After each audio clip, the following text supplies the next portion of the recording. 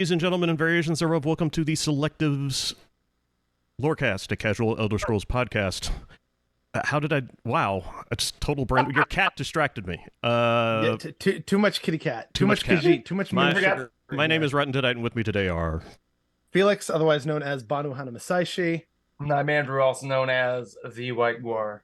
And we're doing lesson 24 of the 36 lessons of Vivec, slowly but surely getting closer and closer. We're 2/3 of the way, if you don't count 37 and 0. 37 and 0, yeah. Which we will probably also do, although I'm scared to death of doing 37. And so let me recap Sermon 23. What happened Sermon 23? We did the Sermon of the Sword and learned all about the second walking way, or actually we learned a little about it. A lot of it has to be inferred. But we did learn a number of things about Vivec's philosophy on how Z interacts with Velothi culture in general and what the purpose of her life is. And we're going to see more of that in Sermon 24 and especially 25. And I would probably say that I've had a lot of people tell me that Sermon 25 is their favorite sermon. We'll get to why I disagree about that when we get to Sermon 25. But Sermon 14 represent? Well, you know, let's do, okay, so Sermon 25. Then Vivec left the house of assassins. No, Sermon 24. 24. Then Vivec left the house of assassins and went back to the space that was not a space.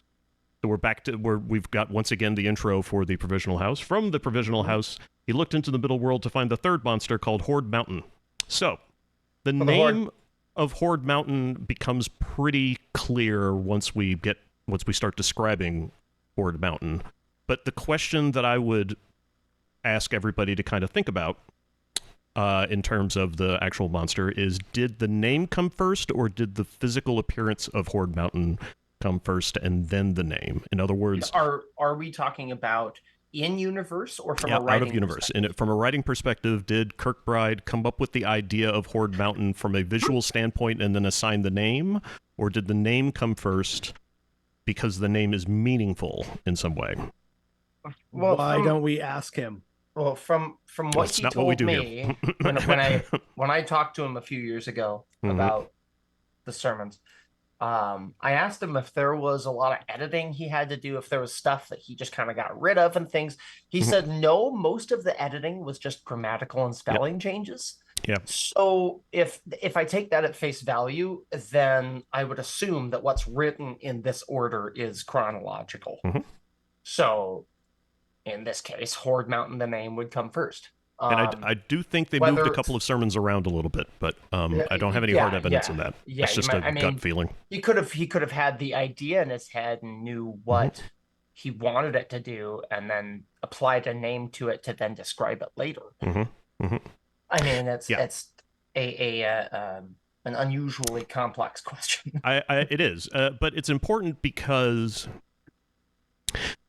each of the monsters in the 36 lessons is supposed to represent an aspect of Vivec that needed to be killed so that Vivec could achieve divinity. And therefore, when you think about the monsters, you're supposed to think about them from a symbolic point of view, as metaphors. I understand that metaphors and symbols are not the same thing, but give me a break. They're both figurative language. I was a computer science major, all right? Figurative language. You're forgiven. It's okay. Yeah. And so when we think about Horde Mountain and what Horde Mountain symbolizes, we have to consider, you know, should we be thinking about Horde Mountain's name?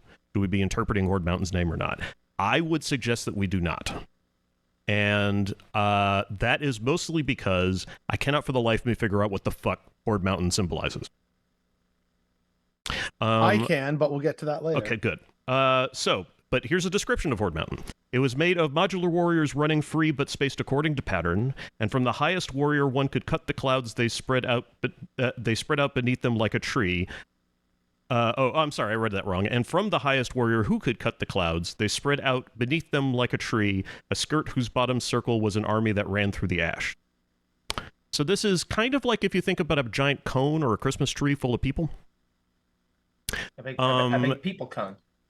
It's it's a little bit like, Andrew, you were talking about a certain Bollywood movie. Yeah, I don't remember what name the movie was, but something it was this character. He was some kind of Terminator, except he was just like a pudgy Indian dude instead of like the Terminator. I think it might have been Hindi. Was it Hindi? Yeah, it was called Entheron. Tamil language science fiction film directed and written by Shankar, the astoundingly famous actor, apparently. One of those many overseas actors that, because he rarely, if ever, does anything in America, we Americans have never heard of his ass and couldn't care less about him. And he's apparently, I was told he was a fucking megastar over there. Oh yeah. That guy. Yeah, there's a scene where as he's this Terminator thing or whatever, he uses like magnets to steal everybody's automatic weapons and has a fan of guns that he then uses to shoot everybody. I've seen that. Yeah. And then later on, I think he goes even more crazy and becomes a big sphere of like multiples of himself, all holding guns and with arms linked, and they're all shooting in all directions. He made two of them, one in 2010 and one in 2018. People are sleeping on Indian cinema. Yeah. It's so wild, whether it's in Hindi or Telugu, like it's all so over the top. You can't help but laugh, but also be just super impressed at the sheer creativity. Right, at the raw creativity of it. It's just wonderful. I dropped the IMDb in chat there. There you go. There you go. All right, so fantastic. So Vivec admired the cone shape of his child and remembered with joy the whirlwind of fighting styles and instructed him during the days before life. This is from Fondue Hen and the Barons Who Move Like This. So the configuration of Horde Mountain, I suggest, is important. It's narrow at the top and broad at the bottom. Also, crucially, tree-like or tree-shaped. And the reason why this is important is because the bones of Horde Mountain will eventually be used to build Vivec City. And Vivec City is unique among buildings in Morrowind in the respect that it is these pagodas, these semi-pyramidal structure. Yeah, almost pyramids. They are cantons in the style of a ziggurat. Right. Yeah. Which actually, if I might interject, Canton, I don't know if Canton has its own name as a normal noun. I know Canton was a city in China where the Chinese would keep all the foreigners. This is the foreigner city where you can be because we don't want you in China. Is that pronounced Guangdong? Or it might be now. Yeah. Okay. I don't know. All right. Anyway. Might be Guangzhou, I think. Okay, could be totally wrong. I know that there's Guangzhou, there's Guangdong, and Guanyang, I think, or is it Guanyi? I don't know. I will just. Well, when I look up Canton, China, it brings up Guangzhou. Yeah, Guangzhou. Yep, that's it. So Vivec moved into Veleth saying onus, which of course means, responsibility or sense of purpose. But before he could even get within a sword span of the monster, a trio of lower houses had trapped Horde Mountain into a net of doubtful doctrine. So we don't actually know what these lower houses are named. They're called lower houses because they're not houses like Tlaloc and and so on. Ilvani, Redoran, Indrel. The 3 or 4-ish major houses in Morrowind are. I think it's one of those things where whether it's a major or a minor house depends on whose opinion you're asking. Well, it always seemed to me like the houses were not necessarily family names, but right. There's maybe a central family and then other families that owe fealty to that family. Sort of like mafia gangs, if you think about it. Yeah. So, while you may have, Mr. Tim over here, he's the Don, but then Johnson over there, he's like the right-hand guy. He's still part of the Tim gang, but he's the a Tim Johnson. Gang. Yep, everybody knows the Tim Gang. Yeah. A similar, God, there's an actual term for this. I think they call them like reams or something like that. There's a term for something that's like bigger than a family that's not quite a clan or a tribe. There's something kind of in between. I forget the term for it, but there's something like that. I'll Google it in a hot second. But to that point though about great houses, huh? A sect? Sept? No. I'll find it in due order because I know exactly how to find it because I had to review I just looked up a project that I was tribe. doing that's now very much in limbo. That's Elder Scrolls related. But to the point though about the great houses versus lower houses, what separates them, as we see with like various the closest analog we have in history is what it means to be a minor house or a major house of aristocracy. So, you know, everyone's heard of the Habsburgs, like the Habsburg dynasty, the Windsors. So like several kind of large, those are technically quote unquote families that people can marry into and produce various offspring. And they usually, like for the purposes of power and balancing power, at least in the Middle Ages, they would go back and forth, and certain houses would rise and fall. So, you know, the Tudors, Lancasters, York, etc. But there were also minor houses. Like no one's probably heard of the house of, you know, Schwanstein Paranoia. Like, you know, like it's like a minor house. They really only hung out around this one area where they were landed elite back in the day. And like, that's it. Right. So that's kind of what analog or like we're supposed to kind of draw from. Very Game of Thrones. Yeah. Yeah. So we're supposed to see the major houses kind of as more like dynastic political families, because like everyone knows who the Starks are, but then you got the Karstarks, which are like an offshoot of the Starks. And like House Mallister, they're still like actual you know, noble houses, but they're very much minor noble houses. That's the same way with like large and minor houses in Morrowind. So. Well, that's my understanding. It's useful to think about the minor nature of these houses, lower houses, because they trap Horde Mountain in a net of doubtful doctrine, which I suggest doubtful doctrine is the idea behind. I mean, when you think about doctrine in general, there's supposed to be laws or rules or dictations or, you know, orders that are not supposed to be doubtable. They're not supposed to be about doubting. It's supposed to be certainty. That's the whole point behind laws. And it is kind of going like the net here is supposed to be about it's Vivec using the idea of rules and laws and everything as constricting, which is why they use these laws to form a net to trap Horde Mountain.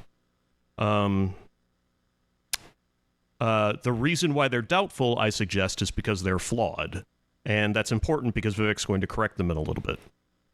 Well, I have a thought as to the figurative meanings for this. I wonder if Horde Mountain means like the hierarchies of mortals. You have, you know, one person at the top. Sure. And you have you know, the layers beneath. It's a hierarchy. So I have perhaps it's a good idea, Rich. With the low houses confusing this hierarchy in some way. I mean, maybe Felix has something, and then I have actually so many thoughts about this sermon. It's unreal. To Chris's earlier point about what's people's favorite sermons, this is one of mine because there's so much that you could take away or interpret from this. That's me personally though. And by the way, the term that I was thinking of like, it's not a clan or a tribe, it's a moiety. A moiety was a type of categorization, especially in certain indigenous cultures such as the Haida here in Canada, where kinship was divided between two moieties. So you still had your families, but then those, depending on which family was which, it was in a certain moiety or the other one.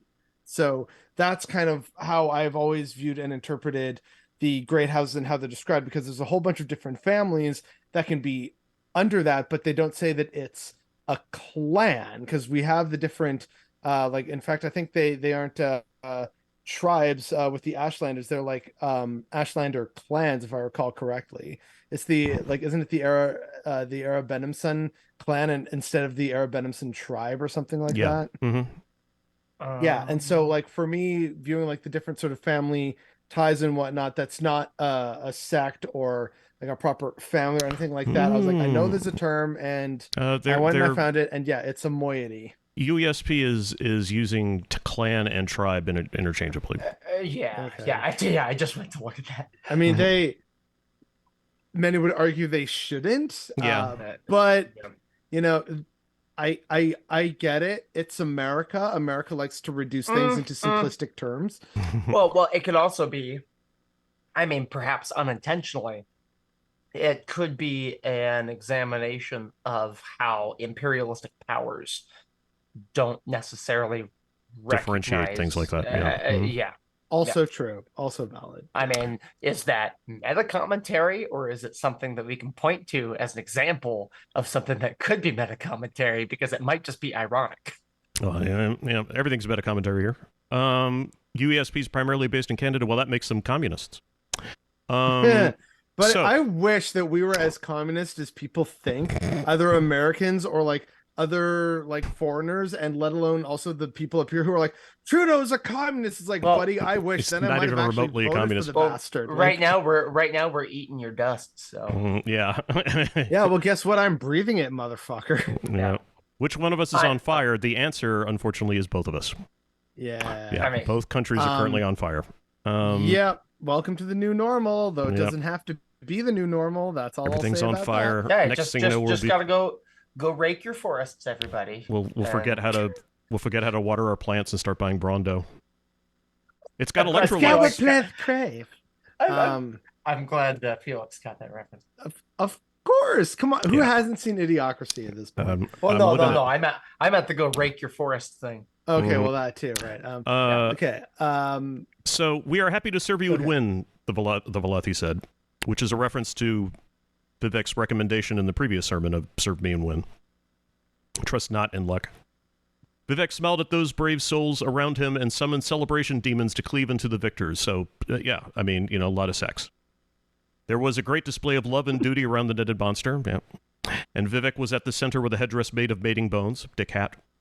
Yeah, I was gonna say, like, I kind of interpreted that as pelvis. Okay. Also possible, but I imagine you can make an actual headdress out of pelvises. Sure. He laughed and told mystical jokes and made the heads of the three houses marry and become a new order. You shall forever be now my buoyant armigers, he said. So this is the origin of the buoyant armigers. Originally, where they were supposed to be called gay samurai. That was how they were pitched. And they would basically serve Vivec as elite warriors and secret agents. In Morrowind, they survive. When things survives, they still have a friendly sort of rivalry going with the Temple Ordinators. Yeah, I always encounter them a lot at Ghostgate. Yeah, I always considered them to be like Vivec's personal army. Yeah.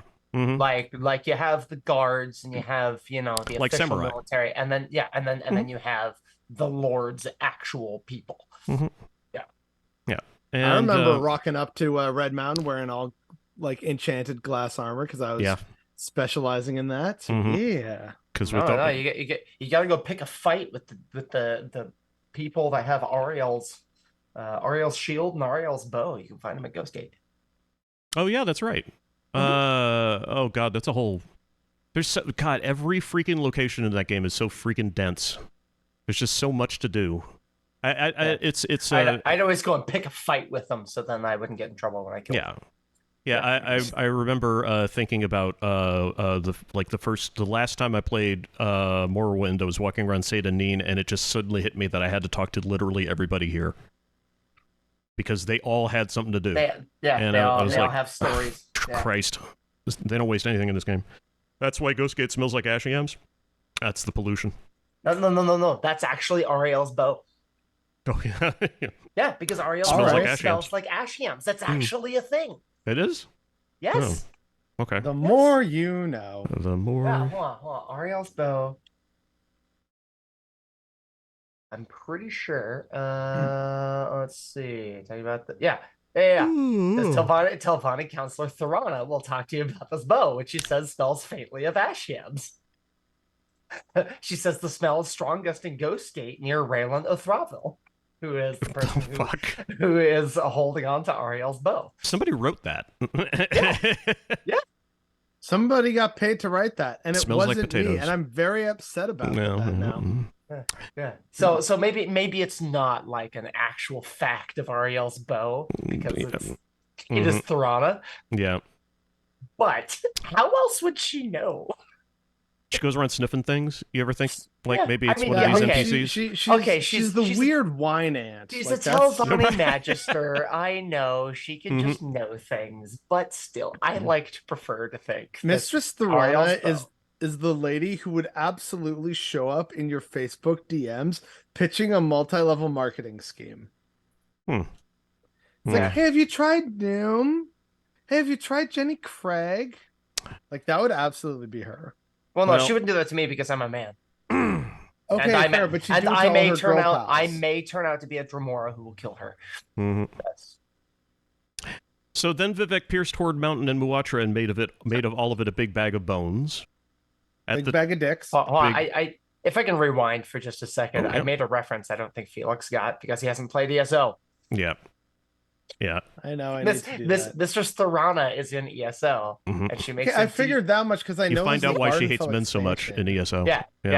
Because she makes a deal with a Dremora, and she's like, "Yeah, I'll show up at some point in the future as a man, and I will take back this gift of immortality I gave you." And so she outlaws men. Yep. That's why. Gaslight, gatekeep, girl boss.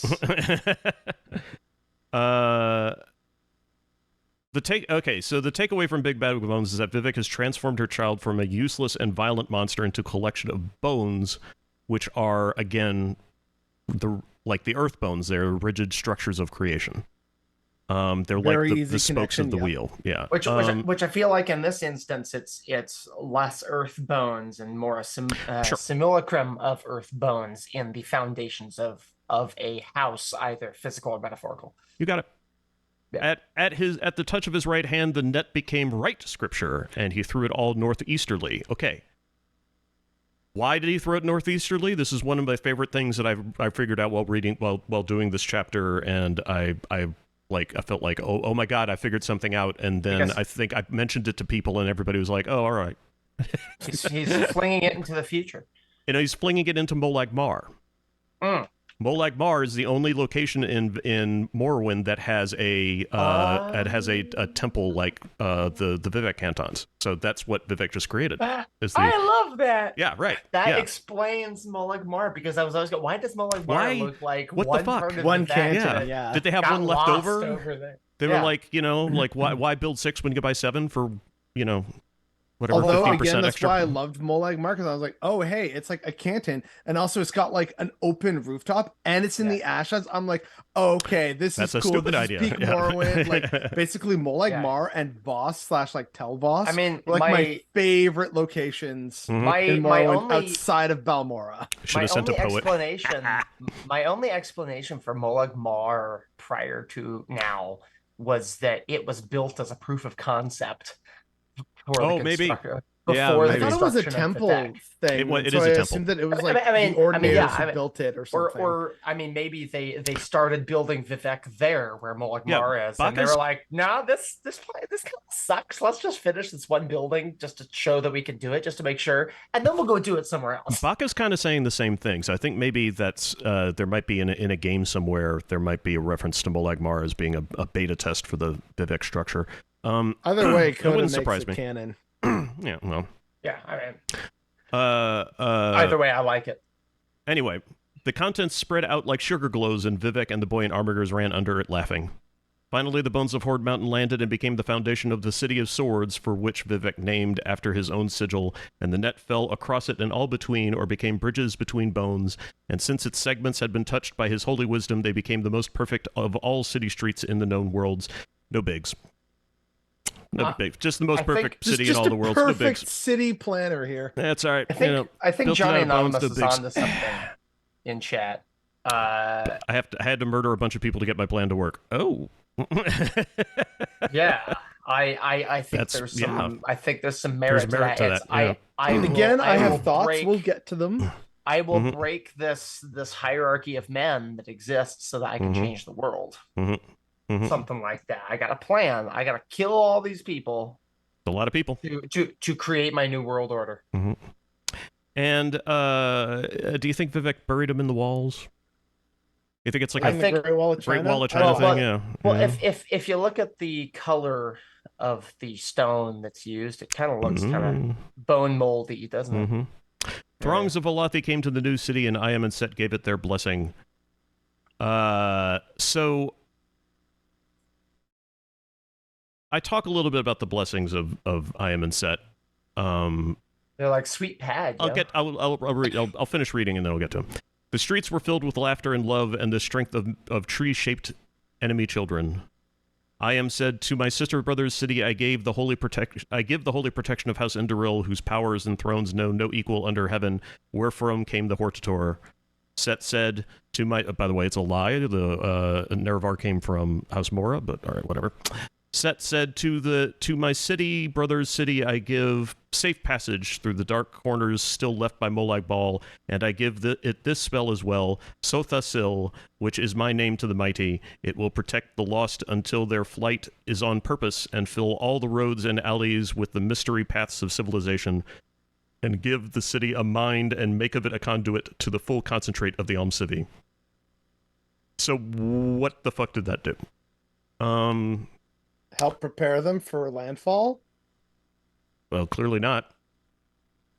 I mean, it's a whole big bubbling pile of pitch now, isn't it? So, I suppose.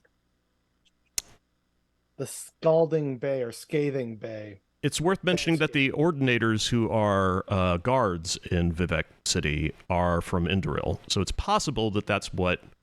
That's because if you kill an Ordinator and look at the armor it's called the Indoril Indoril armor helmet, Indoril cuirass, Indoril whatever. I'm looking at House Mora right now because I'm curious, but I think they were supposed to guard merchants. I think. That's what the sermons seem to suggest, right, because that's where Vivec found the Hortator was guarding merchants. But it says, according to USP, House Mora was a minor political house of Dummer that was later absorbed in House Hilalu in the First Era. So I wonder if House Mora was at one point an offshoot of Indoril, and that's why Nerevar was a son of Indoril. And then after that, the house had moved independently to then get absorbed by House Hilalu. That's possibly. Yeah. I mean, this is really conjecture.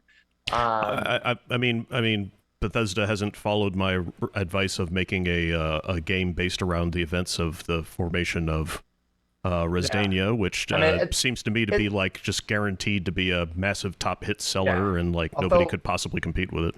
It also says Paradox Games instead. It also says on the same page that House Mora was an independent faction in Morrowind since the early First Era. A rose-worn Prince of Garlands affiliated with House Mora was a war hero at the time. Yes, Nerevar. According to Tribunal Temple mythology, blah blah blah blah blah blah blah. Yep, Treasurewood sword, something about a bone walker. It was absorbed in House Hilalu and has become defunct ever since. The Rothim clan became part of House Hilalu. Yeah, so I mean, there is no association with Indoril. In a forum post, developer Douglas Goodall once gave Nerevar's full and formal name as Sergio Indoril Nerevar Mora, indicating a possible association with House Mora.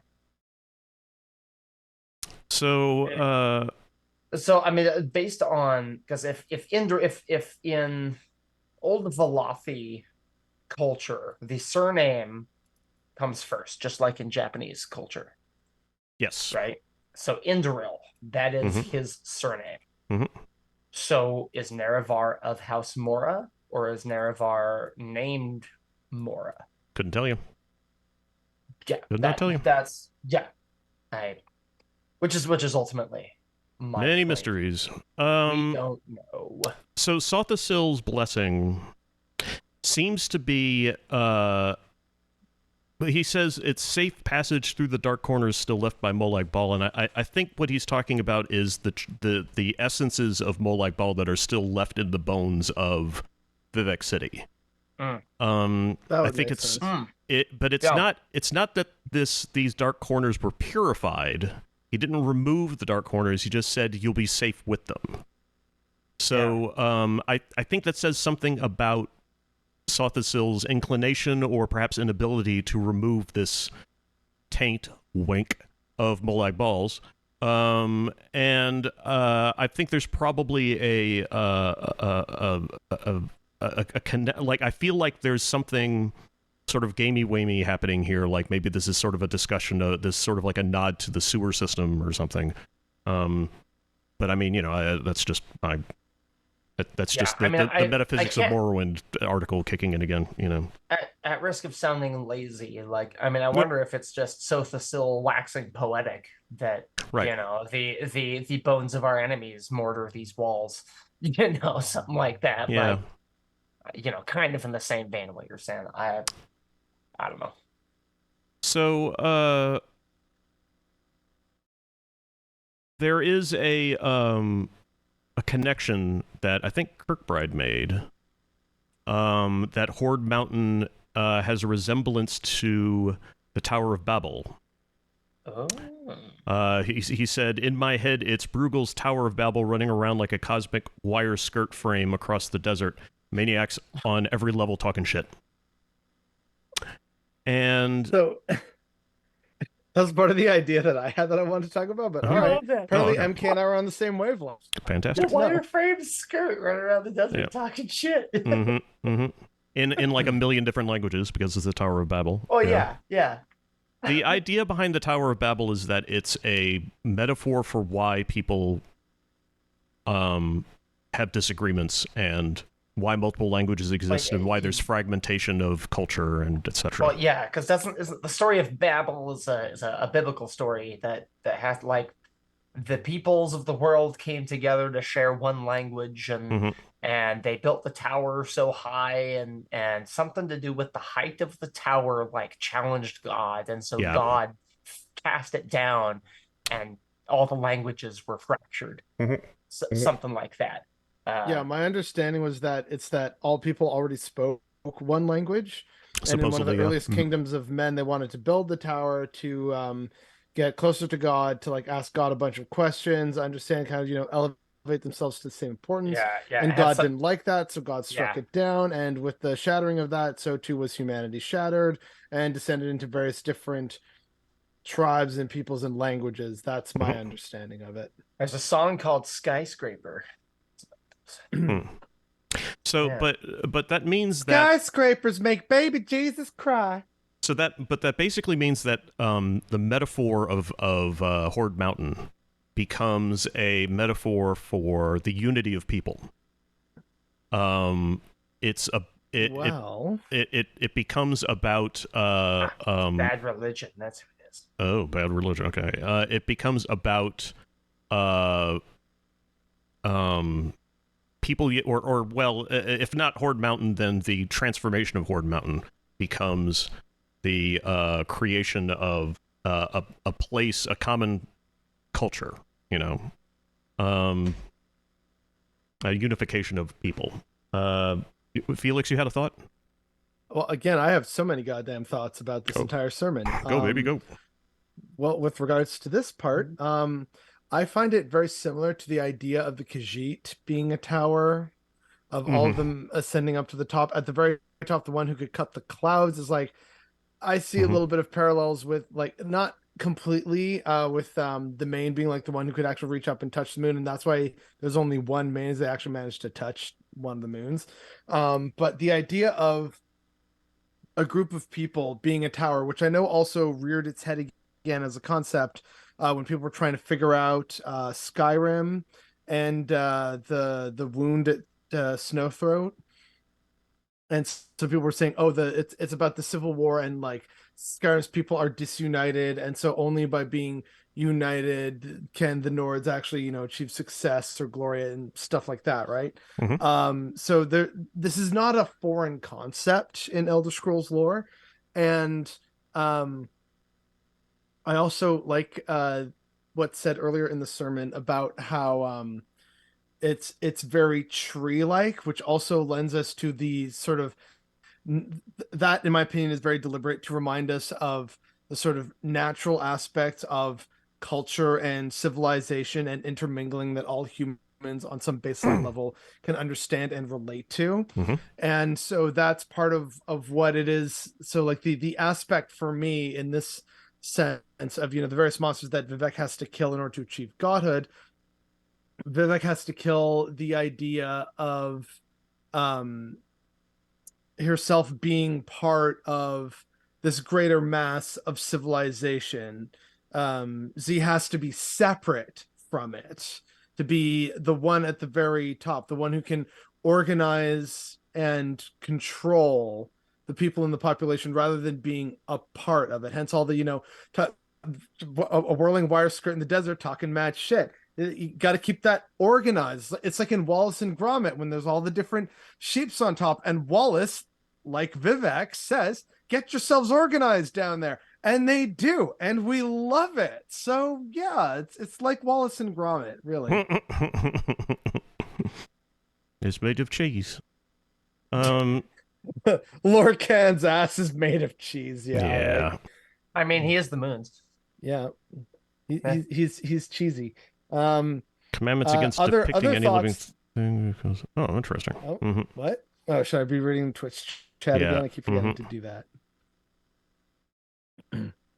Yeah, okay, that's I know Muslims are really big on that one. No depicting God or his messengers. And yes, that is why Shia Gorath goes on about it, because lots of cheese. I mean, but another thought that I had I hate the cheese jokes. Yeah, I do too. See, I don't mind them. They're not my favorite, but I don't hate them as much as I wrote a does. 3-page article just shitting on it.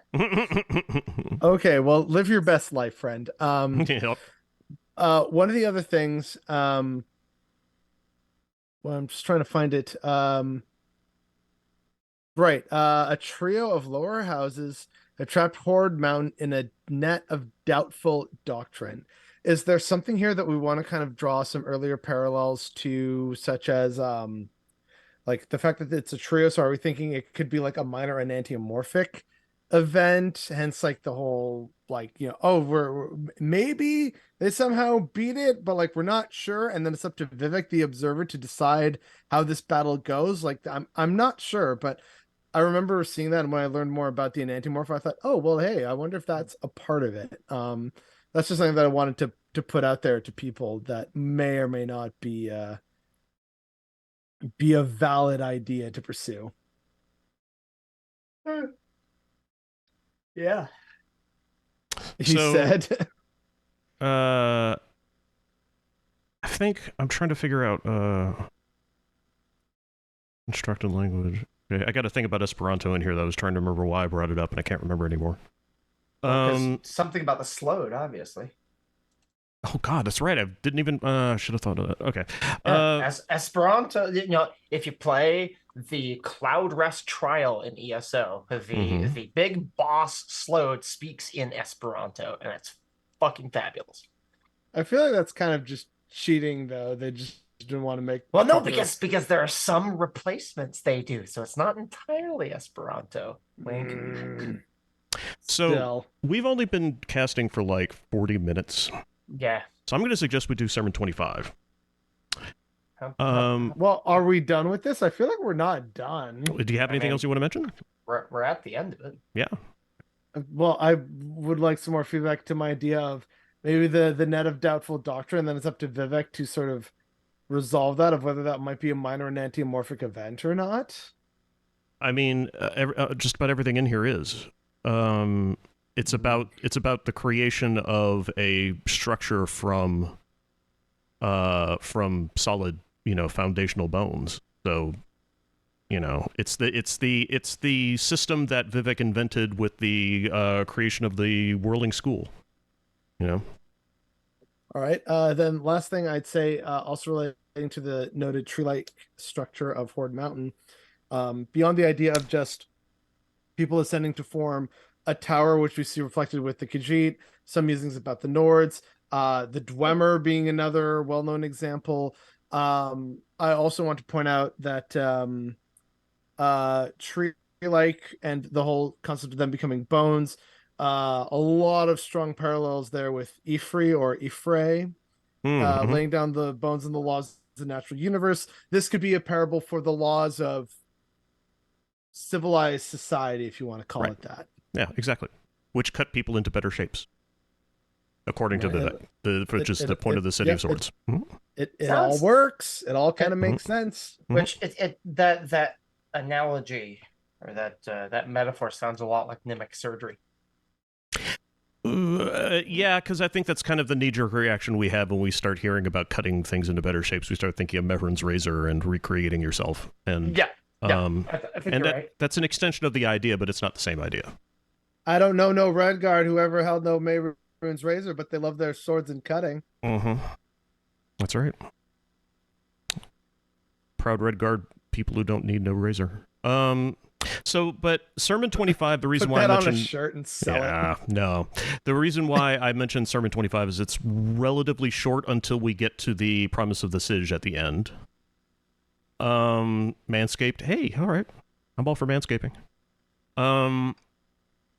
So let's just slide into 25.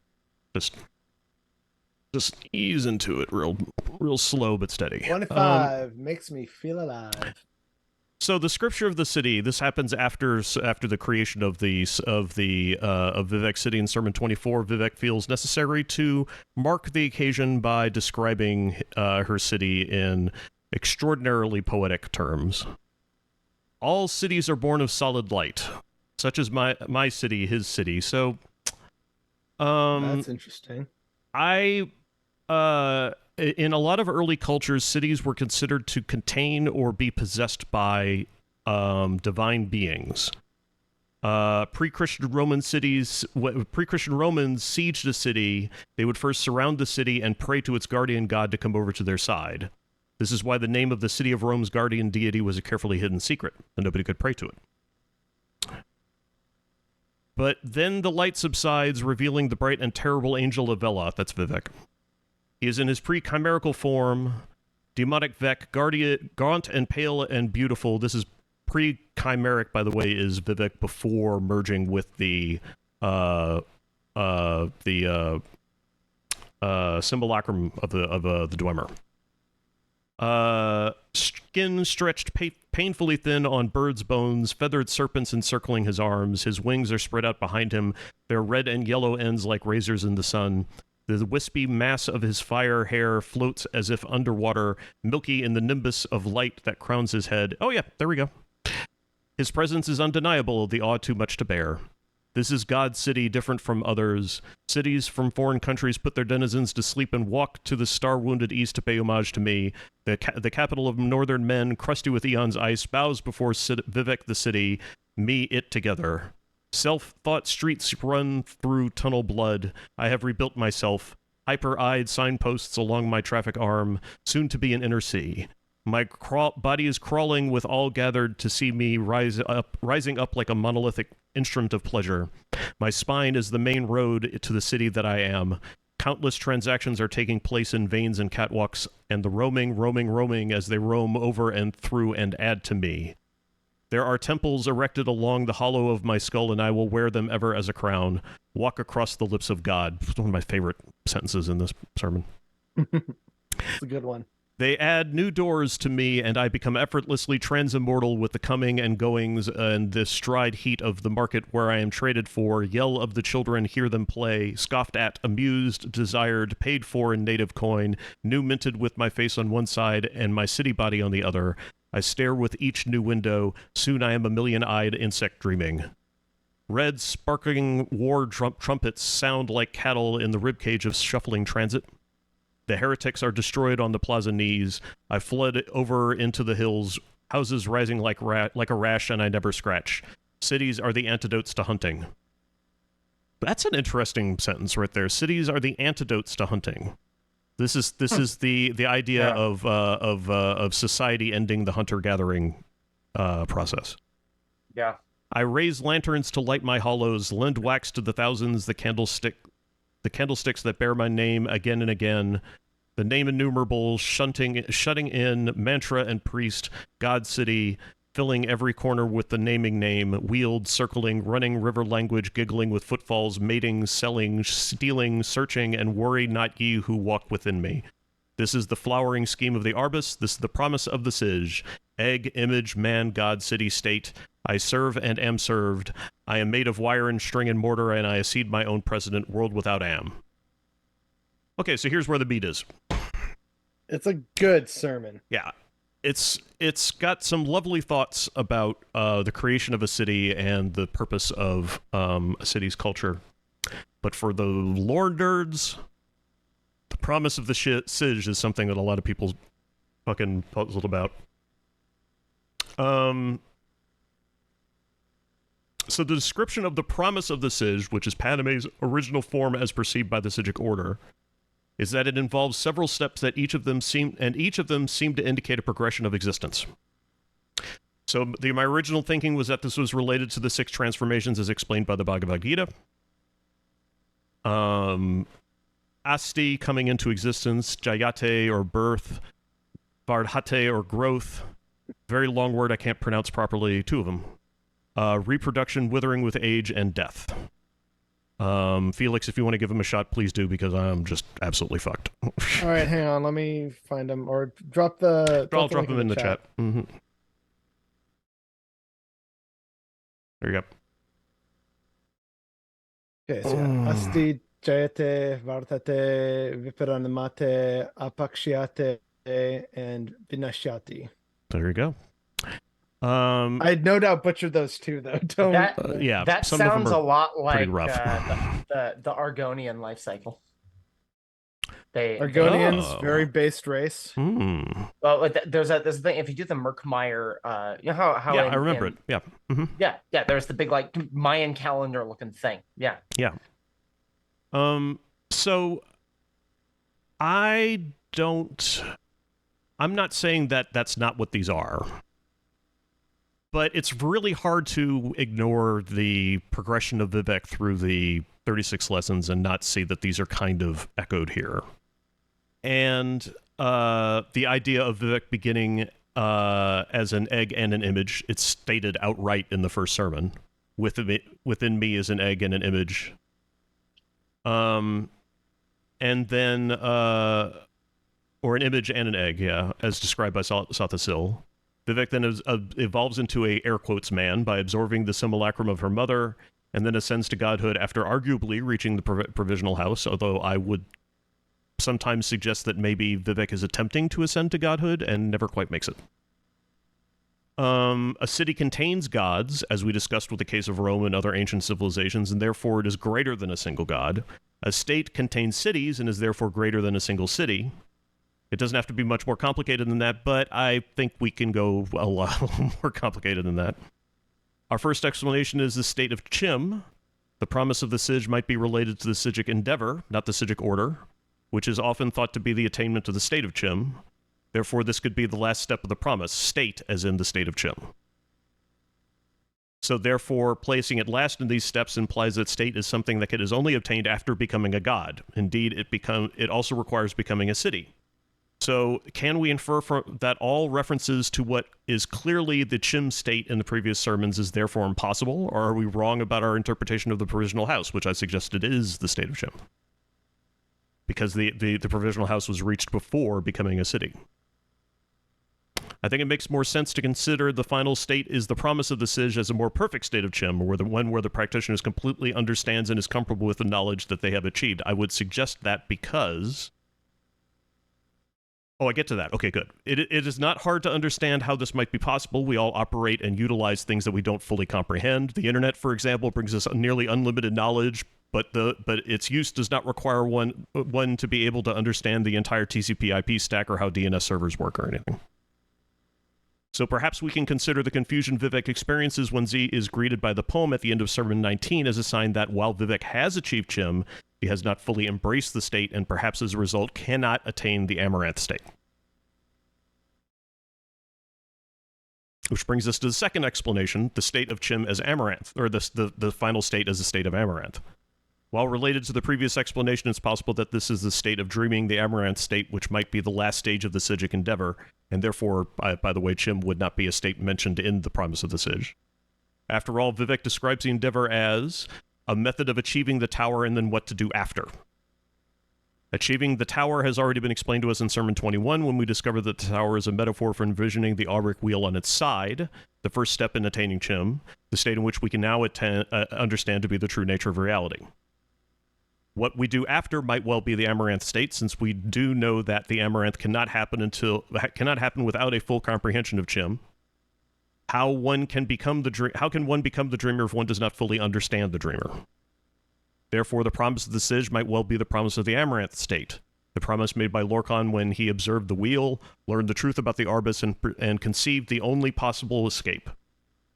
And if this is the state, then, Andrew?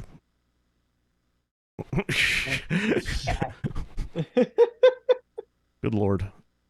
No, good kitty. All right. Jesus.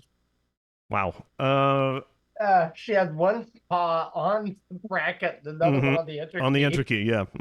Perfect. Like she did it on purpose. If that is the case, then the association with the act of divine creation becomes a clear line between the dream of Anu, Psij, and Lorcan, which again suggests that Lorcan's wish for mortals in Nirn went beyond the state of Chim, but may have also included Amaranth. So, the scheme of Lorcan, if I'm correct about this, I'm not saying I am, but if I'm correct about this process, that means that Lorcan's entire idea was to create an escape for mortality out of the Kalpic cycle. It's the far shores, baby. Yeah. So that's where I came from, all this shit. The program in me feels the need to, I was just thinking that. That was hilarious though, just like bracket. Well, yeah, because like she had stepped on the comma key and a couple other keys and accidentally sent like that in chat. I thought that was funny. Yeah. And it didn't even show me that she was doing the rest of it. I didn't see it until it showed up on the stream. Why do cats like stepping on keyboards? I'll never understand. It's something about warm. keyboards. She's over here checking out all my shit. She's done a million. Must implement a proper stack to collect parents. Just let the IDE collect it, Baka. Just you know. And you need to put tinfoil everywhere. Apparently, cats don't like tinfoil. Oh well, I don't like typing on tinfoil, so that's out of the question. Yeah. So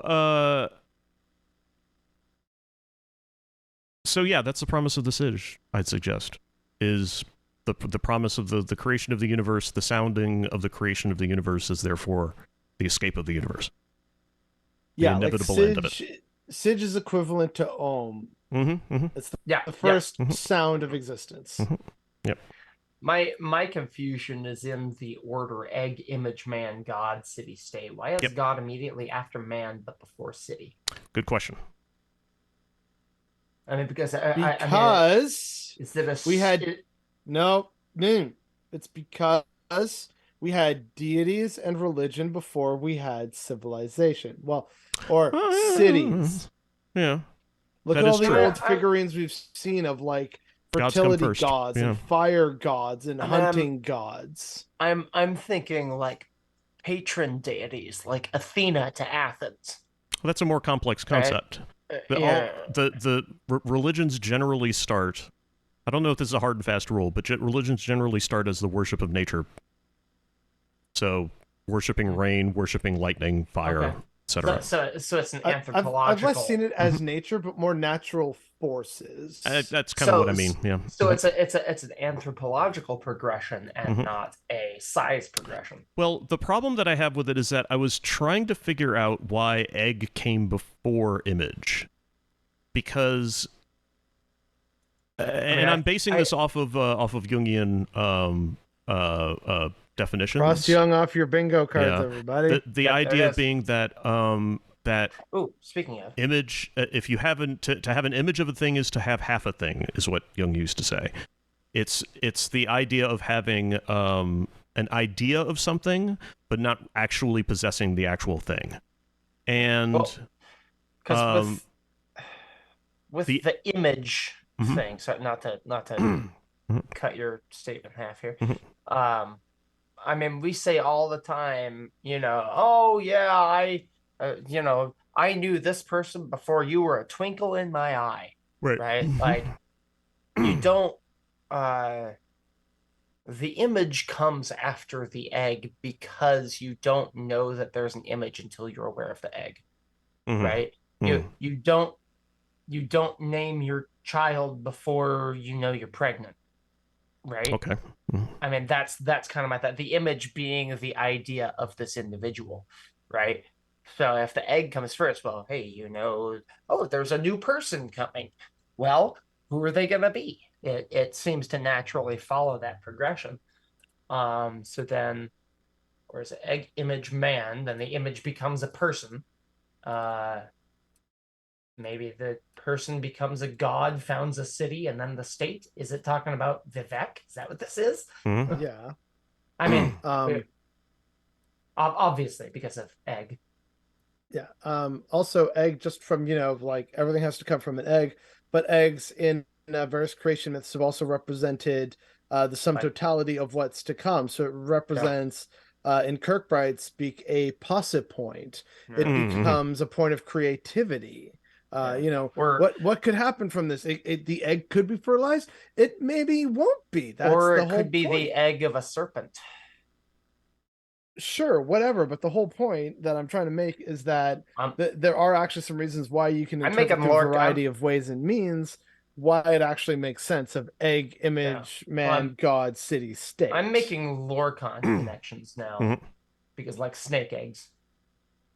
Yeah, it's not really going anywhere though. Just like Lorecast, hey, he's not going anywhere. Going through the sky in pieces. Yeah, stuck in a orbit till the end of time. So, what does he know?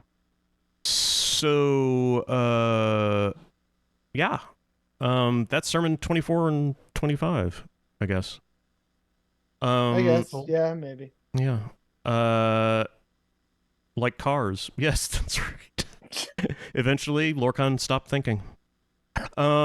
Just gotta go fast. Yeah, exactly. Oh, it's very cute. Computer. What's he Turn doing? on table.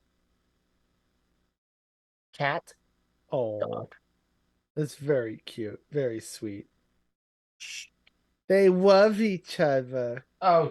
Royal Canin going to be in Rush Hour 3. Why are you chewing on a bread tie, you asshole? Haha. Because fuck you. Because chaos, that's why. Look at that. So chaotic good doesn't mean chaotic nice. 2 weeks, folks, and then we'll be back with Sermon 26. Yay! Which is all about the Pocket Cabal, and finally a subject that Andrew is uniquely qualified to talk about: Pokemon. Yeah. So let's do that 2 weeks from today, and thanks everybody for tuning in, and hi Leah, and bye-bye. Bye everybody. Bye-bye. Oh yeah, I forgot to tell you about the 18th Daedric Prince. Nope, bye-bye.